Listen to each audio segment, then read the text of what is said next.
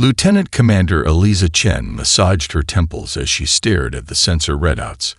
The midnight shift aboard the HSV Pathfinder was normally uneventful. Scan, log, report, repeat. The scout vessel's mission at the edge of human space was largely ceremonial, a show of presence rather than a true defensive measure. The Galactic Concord had assured Earth that this sector was perfectly stable. Lieutenant Ramirez, can you clean up this signal?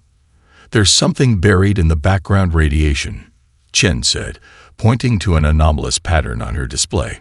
Ramirez adjusted the sensor array, his fingers dancing across the holographic interface.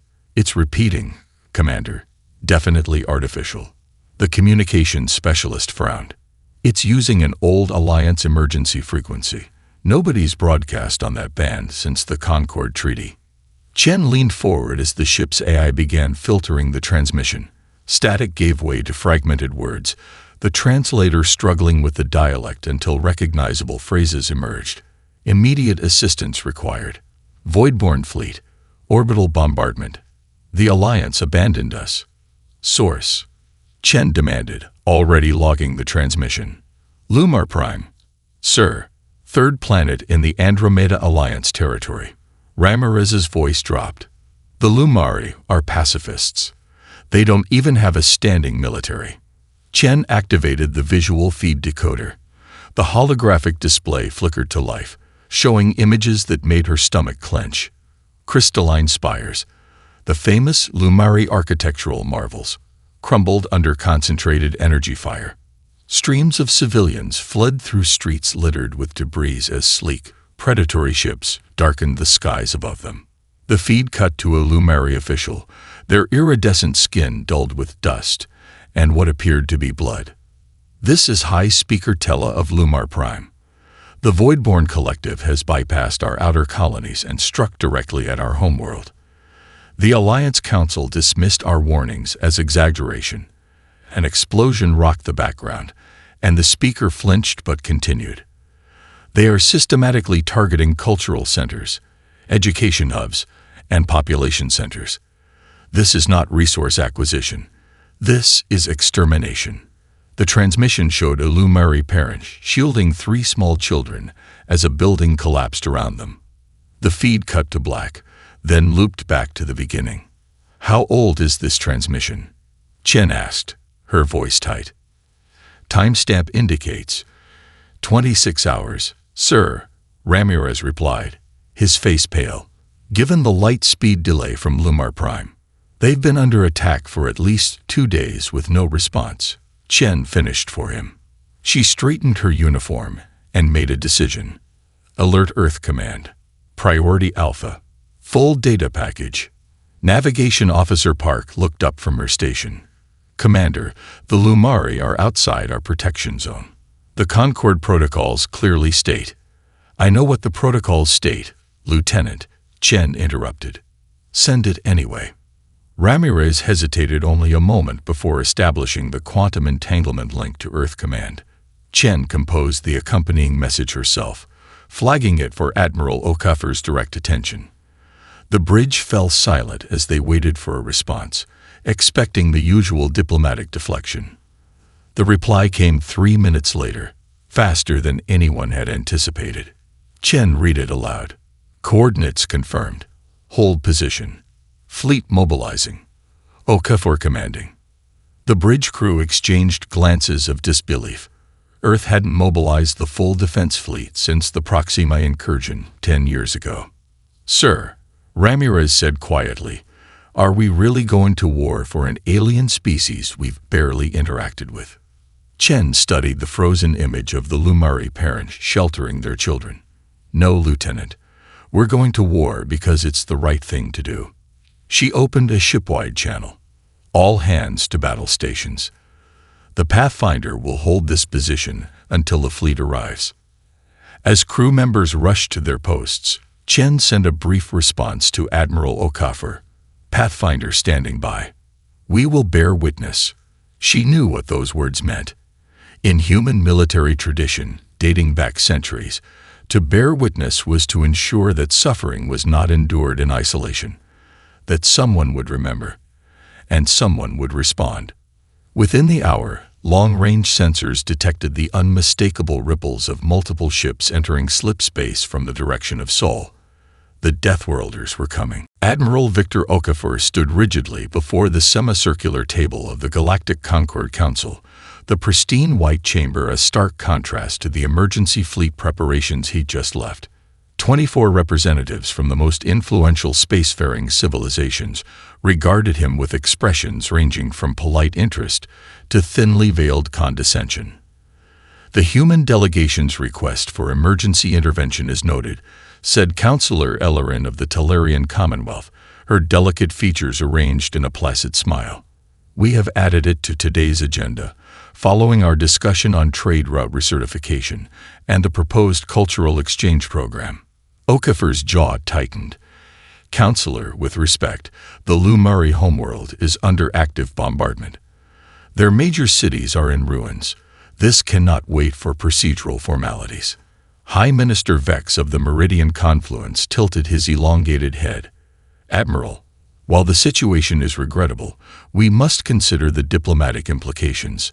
The Voidborn Collective has filed formal territorial expansion notices. Territorial expansion. Okafor couldn't keep the edge from his voice. They're conducting orbital strikes on civilian centers.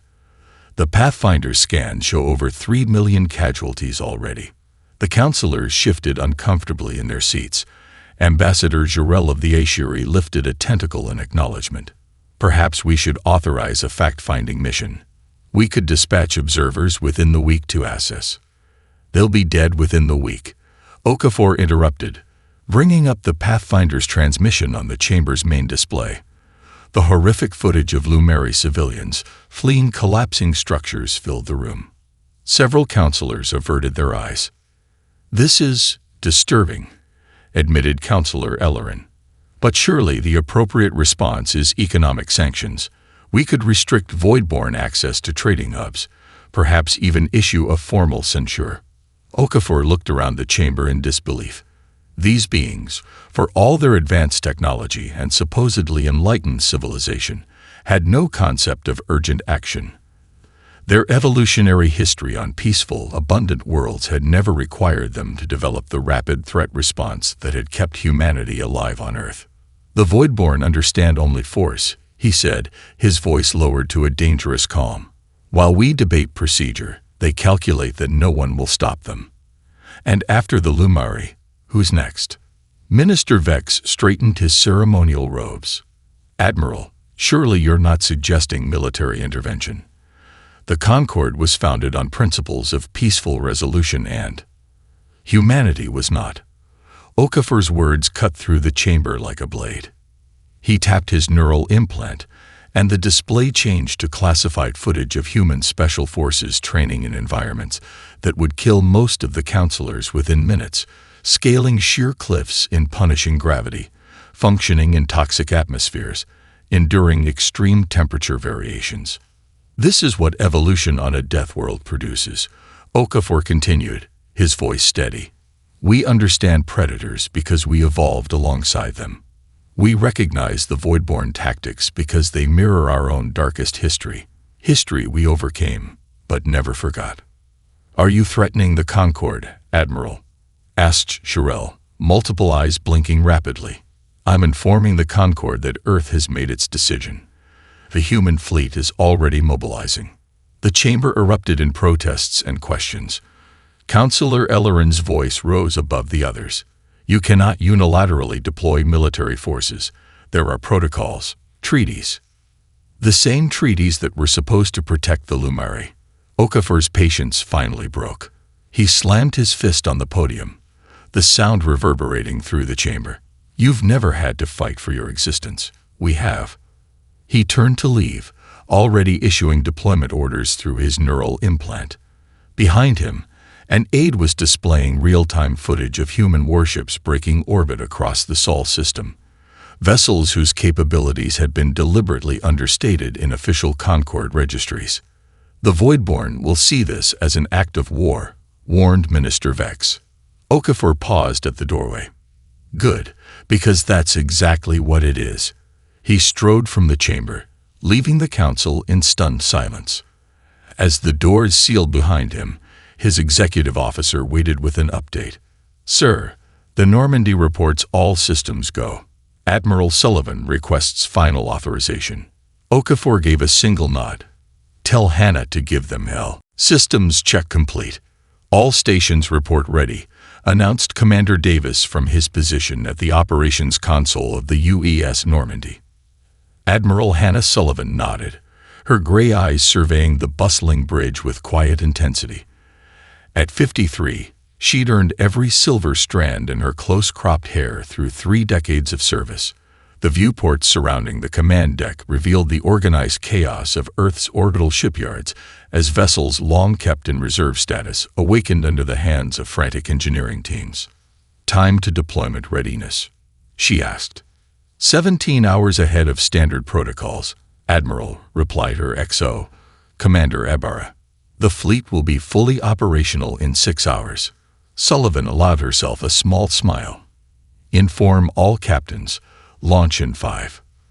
The Mars shipyards blazed with activity as massive hangar doors retracted to reveal sleek destroyers and battle cruisers previously registered in Concord databases as research vessels and deep space exploratory ships. On Titan, fuel lines detached from heavy carriers, whose true weapons capabilities had been carefully obscured for decades.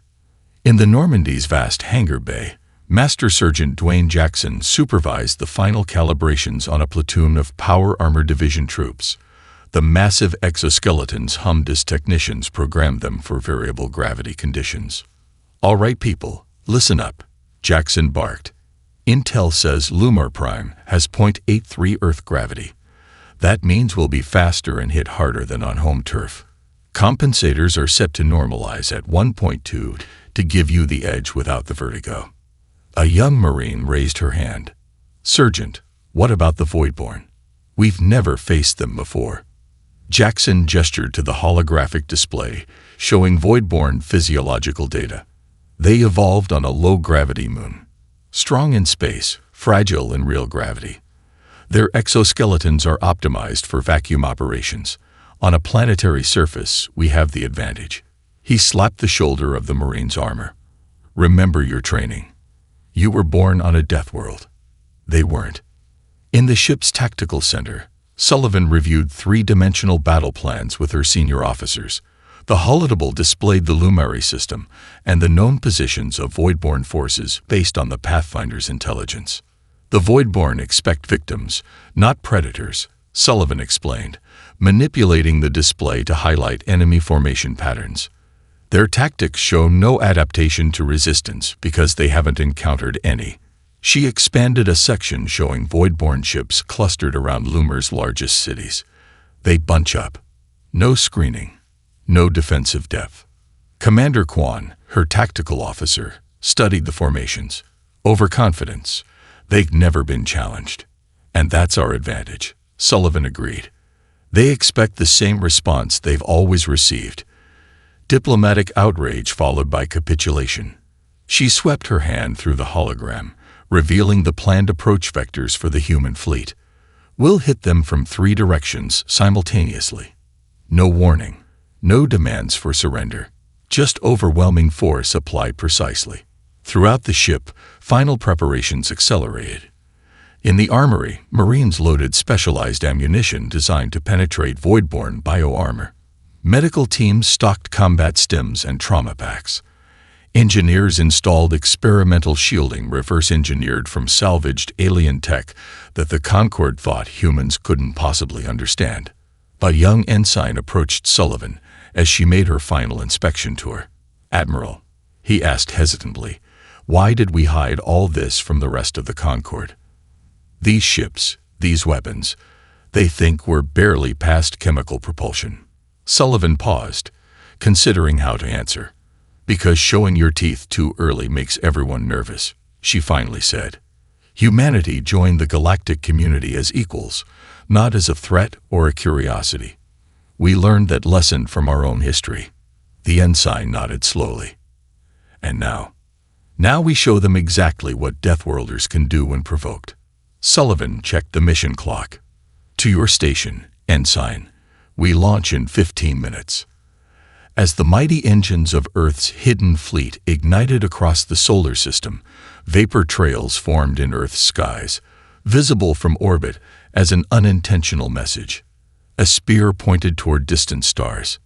The hunt had begun. Commander Jackson Lee hunched forward in his captain's chair aboard the HSV Shadow Fox, the flagship of his wolf pack of stealth frigates. The bridge lights were dimmed to minimal levels, screens muted to reduce their electronic signature. 5 identical vessels maintained perfect formation around him, drifting silently through the debris field at the edge of Lumari space. Adaptive camouflage functioning at 97% efficiency, reported Lieutenant Ameri, her voice barely above a whisper despite the fact that sound couldn't travel in space. Old habits from stealth operations were hard to break. We're mimicking the radiation signature of common space rocks. Their scanners are passing right over us. Lee nodded, studying the tactical display. His ship's experimental metamaterial hulls absorbed sensor pings without reflection, making them functionally invisible to conventional detection systems. The technology had been developed in secret, Earth's scientists drawing inspiration from deep-sea predators of their homeworld.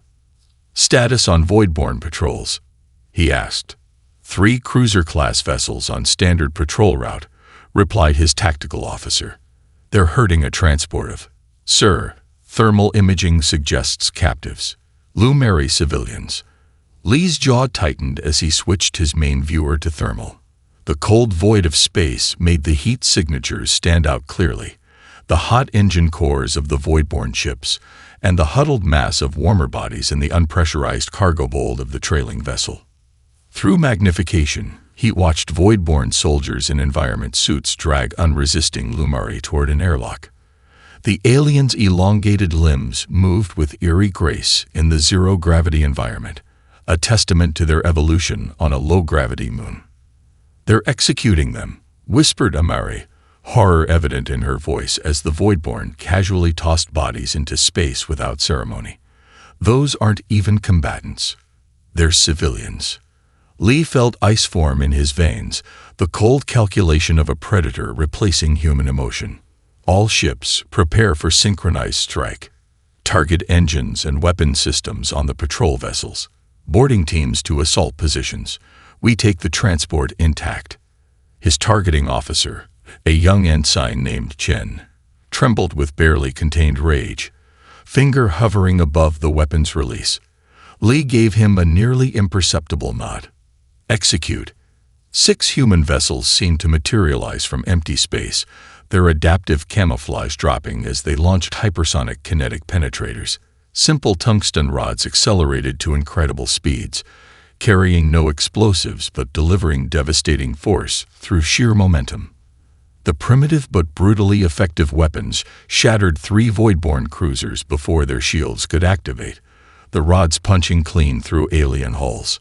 Boarding teams away, reported his XO as assault shuttles rocketed toward the transport ship. Minimal resistance expected. Lee opened the comm channel to receive the boarding party's feed. The helmet cameras showed human Marines wearing only light armor moving with impossible speed in the alien gravity. Their muscles, the valve for Earth's punishing pull, giving them tremendous advantages even against armed Voidborne. The transport's commander, a tall, insectoid being with iridescent carapace, hissed in disbelief as a human Marine lifted him one-handed, pinning him against a bulkhead. Your kind were designated prey species, the alien rasped through its translator. Impossible. Seems you got that backward, replied the Marine sergeant. Lee accessed the Voidborne battle network through the captured ship, downloading fleet positions while uploading a virus designed by Earth's cyber warfare division. The code bypassed the aliens' impressive firewalls by exploiting a fundamental flaw in their quantum encryption, another technology humanity had quietly mastered decades ago. Within moments, every Voidborne screen throughout the system displayed a single message in their own language. Humanity sends its regards. Lee opened a channel to the rescued Lumari. Their crystalline features reflected the emergency lighting of the transport bay as they huddled together, uncertain whether to fear their new captors. "I am Commander Jackson Lee of Earth," he said simply. "We received your distress call. Help has arrived." The oldest Lumari stepped forward, bowing deeply. "The Alliance abandoned us. Why would humans, whom we barely know, come to our aid?" Lee's answer was straightforward, because it was the right thing to do. He turned to his communications officer. "Send word to Admiral Sullivan. First contact with enemy forces successful. Request permission to proceed deeper into system." The battle had begun, and the hunted had become the hunters. The skies above Lumar Prime's capital city blazed with fire as human drop pods tore through the atmosphere. Each reinforced capsule contained a single Marine-empowered armor, the concentrated mass of humanity's elite assault forces descending like meteors through void-borne defensive barrages. Marine Sergeant Anna Kostova gritted her teeth as her pod shuddered violently, impact warnings flashing across her HUD. A glancing hit from void-borne anti-aircraft fire had knocked her trajectory off course. The targeting computer recalculated her landing zone, 30 meters from her designated position, directly through an occupied enemy bunker. Braced for impact, the pod's AI announced with maddening calm. The pod crashed through the void-borne fortification at terminal velocity, concrete and alien alloys shredding away as Kostova's capsule drilled through multiple levels. Emergency dampeners absorbed the worst of the impact, but the force still slammed her against her restraints, snapping her left forearm. Kostova's nanomed injectors activated instantly, flooding her system with pain suppressors and bone stabilizers as her pod's door blew outward. 5 void-borne soldiers, momentarily stunned by her dramatic arrival, turned their weapons toward her. Too late. Her right arm raised her plasma rifle, the targeting system compensating for her injury. 5 precise shots, 5 dead void-borne. Kostova emerged from the smoking wreckage, her broken arm already sealed in a temporary cast of hardened battlefield nanomids. "Sierra 12 on ground," she reported through her comm. "Landing zone. Improvised." Above the planet, Squadron Leader Kenji Tanaka led 3 wings of atmospheric fighters through the chaotic orbital battle. His pilots executed maneuvers that generated G-forces that would render other species unconscious. Their bodies evolved to withstand Earth's punishing gravity. "Talon formation.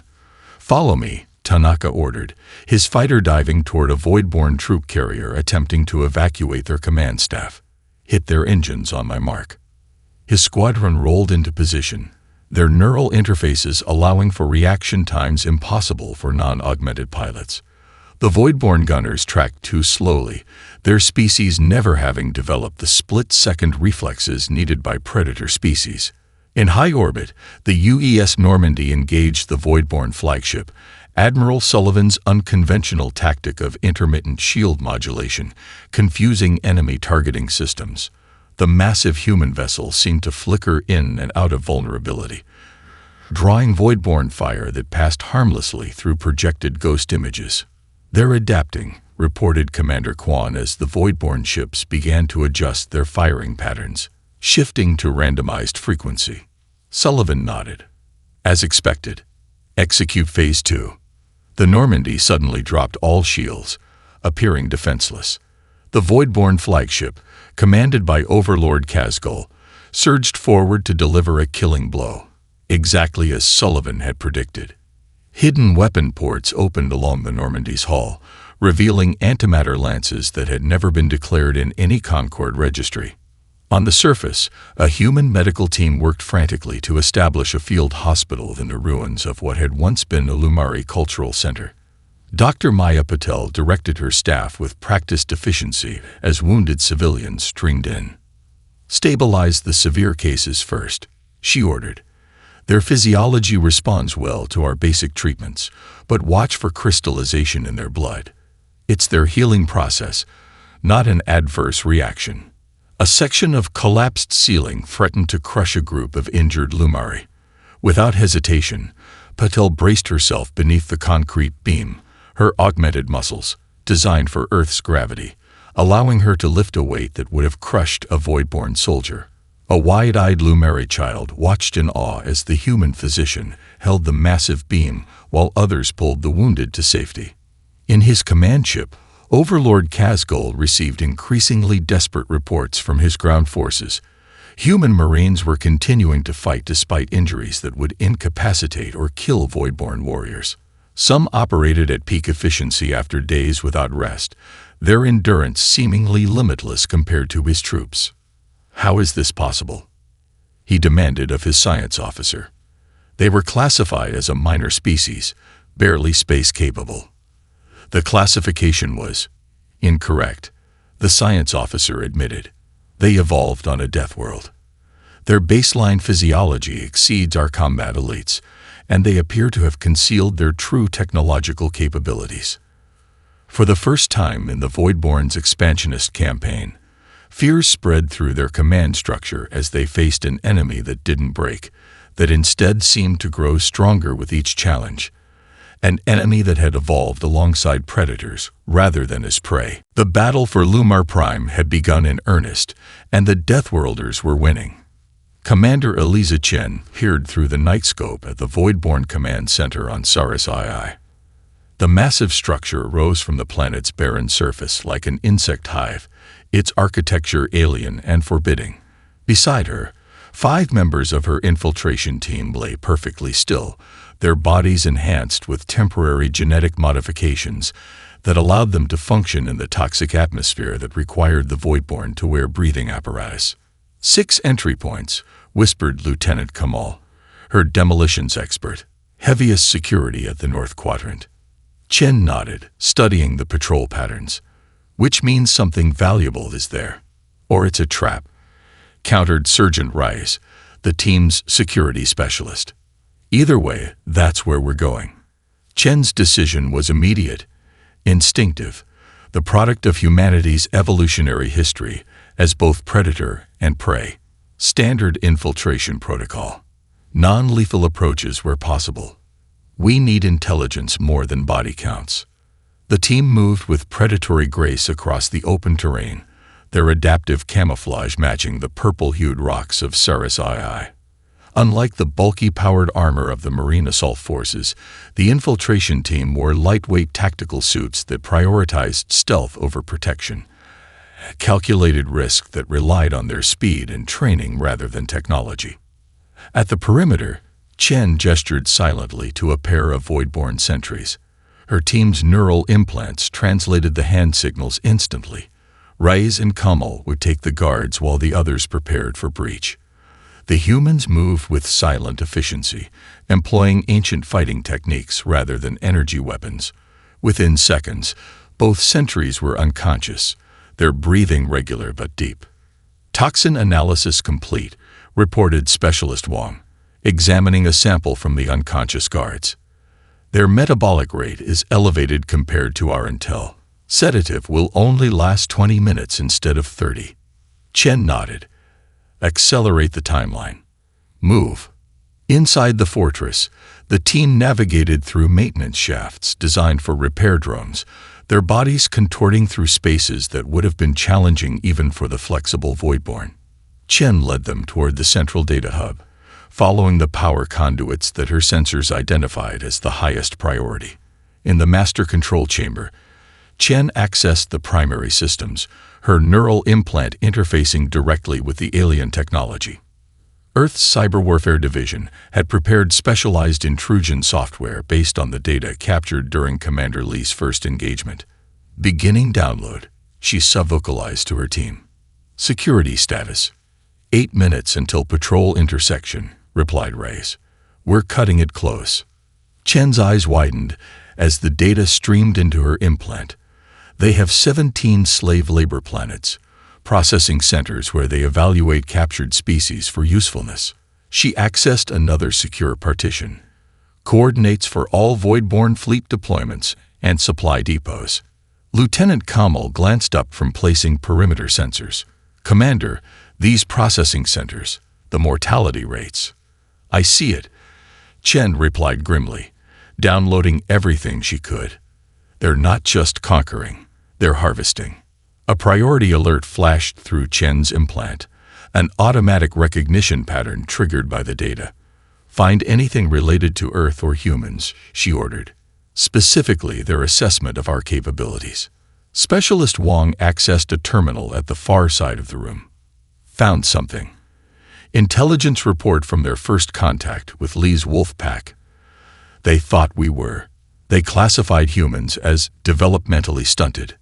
Chen moved to the terminal, scanning the assessment.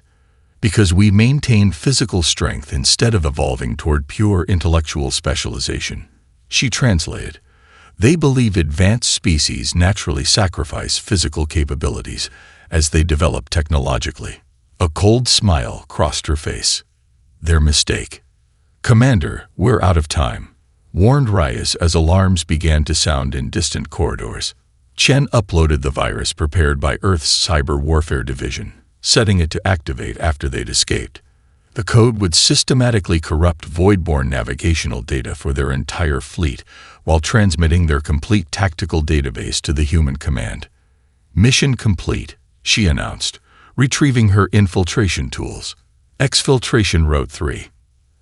As the team disappeared into maintenance tunnels beneath the facility, Voidborn security forces rushed into the empty control room, finding only a small holographic projection of Earth floating above the main console, a calling card that Admiral Sullivan had insisted upon. Across the sector, Admiral Sullivan's fleet executed precisely coordinated strikes against Voidborn supply depots identified by Chen's intelligence, appearing seemingly from nowhere, hitting with overwhelming force, then vanishing back into slipspace before reinforcements could arrive. The Voidborn hierarchy, faced with an enemy unlike any they'd encountered, began the unthinkable, evacuating their most valuable research and command personnel to their heavily fortified homeworld. For the first time in their expansionist history, the predators had become prey. The human embassy on New Geneva had never been the center of galactic politics. Positioned in a less prestigious sector of the massive space station, the modest facility had always reflected humanity's relatively minor status in the galactic concord. Today, that had changed dramatically. Admiral Victor Okafor moved through the crowded reception hall with measured steps, acknowledging the representatives from 24 species who had literally lined up to speak with him. The same diplomats who had dismissed his warnings weeks earlier now approached with offers of support, technology exchanges, and military access agreements. The Talarian Commonwealth offers full access to our shipyards, announced Ambassador Ellerin, who had once suggested economic sanctions as a response to genocide. Our crystalline fusion technology is at your disposal. Okafor nodded politely. I'll have our engineering corps evaluate compatibility issues. A tall, willowy representative of the Meridian Confluence approached next, bowing deeply. Minister Vex sends his personal regrets for doubting Earth's assessment of the Voidborn threat. We offer our atmospheric processors for your fleet's life support upgrades. Before Okafor could respond, an Ashiri delegate interrupted, multiple tentacles gesturing excitedly. The Ashiri Senate has authorized sharing our phase shield technology. We previously believed humans lacked the theoretical framework to implement it, but your Admiral Sullivan's tactics against the Voidborn flagship suggest otherwise. We've understood the principles for decades, Okafor replied evenly. We simply developed different solutions. In a private conference room adjacent to the main hall, Captain Eliza Chen, recently promoted following her successful intelligence operation, supervised the integration of Lumari crystalline technology into human shield designs. A team of engineers from both species worked in surprising harmony, the humans' intuitive problem-solving complementing the Lumari's theoretical expertise. The modulation frequency needs to match our power systems, explained a human engineer, making adjustments to the prototype. The Lumari scientist, her crystalline features catching the light, nodded in understanding. Your approach is unorthodox but effective. We would never have considered adapting the resonance patterns this way. Chen smiled. Humans have always excelled at finding unconventional solutions to survival problems. It's in our nature. In the embassy's secure command center, representatives from 7 previously neutral powers gathered around a hovering document display. The text of the Guardian Accord glowed softly as, one by one, the delegates pressed their identification markers to the agreement, pledging resources to the human-led coalition. With these signatures, the accord is ratified, announced the human diplomatic officer. Your worlds are now under Earth's protection. The Lumari High Speaker, her once brilliant carapace still bearing scars from the assault on her homeworld, was the last to sign. When we sent our distress call, we had lost all hope. Your response has changed not just our fate, but our understanding of the galaxy. Aboard the Normandy, Admiral Sullivan hosted an unprecedented war council where tactical officers from 20 species planned the final assault on the Voidborn homeworld. The ship's conference room had been reconfigured to accommodate the diverse physiologies of the alien representatives, a testament to humanity's adaptability. The Voidborn defenses are concentrated here and here, Sullivan indicated on the holographic display. Their home system has 3 habitable worlds connected by a network of space elevators and orbital habitats. A Meridian tactician, traditionally known for their species' cautious approach to conflict, pointed to a gap in the defensive screen. If we approach through this vector, using the system's asteroid belt for cover, we could position strike teams behind their main fleet. Sullivan raised an eyebrow at the unexpectedly aggressive strategy. The Meridian noticed her surprise and simply stated, "We have learned that sometimes survival requires embracing the Deathworlder within us all." Intelligence reports streamed in from across the sector, indicating the Voidborn were frantically attempting to reverse engineer human combat doctrines. Their hierarchical culture, however, prevented the adaptation and innovation that came naturally to humans who had evolved in an environment where survival often depended on creative problem-solving. As the final battle plans took shape, Okafor received a priority communication from Earth. The United Earth Defense Council had unanimously approved the expanded coalition and authorized the final offensive against the Voidborn homeworld. The message ended with a simple directive that captured humanity's approach to the conflict. End this war decisively, but with honor. The galaxy was changing, learning from the Deathworlders who had answered a desperate call for help. The combined fleet exited slip space at the edge of the Voidborn home system, a formation of ships more diverse than any military force in recorded galactic history. At its center, the UES Normandy led the spearhead, flanked by vessels from 17 different species, former rivals now united under humanity's banner. On the Normandy's bridge, Admiral Sullivan surveyed the tactical display showing the Voidborn's defensive line. 10,000 ships and orbital platforms arranged in concentric rings around their 3 homeworlds. "They've committed everything," observed Commander Kwan. "No reserves, no escape vessels." Sullivan nodded grimly. "They're fighting for survival now, just as they forced others to do." She turned to her communications officer. "Open the system-wide channel." Throughout the Voidborn system, on every ship, station, and planetary communication device, screens flickered as Admiral Sullivan's image appeared. The human's calm demeanor contrasted sharply with the panicked activity visible on Voidborn command decks.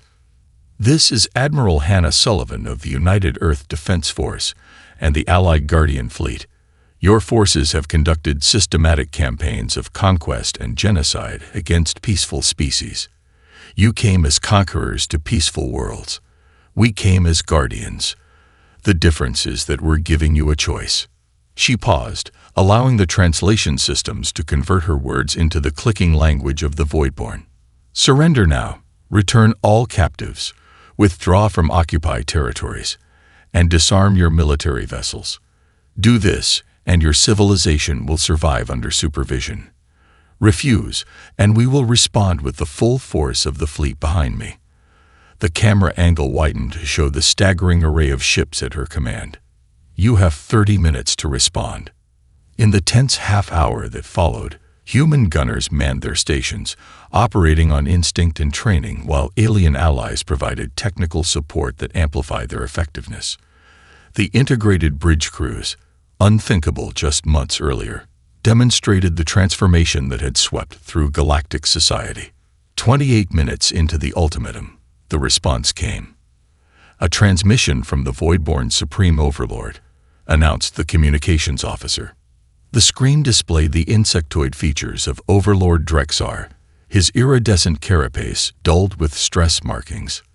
"We accept your terms," he rasped through the translator. The collective surrenders.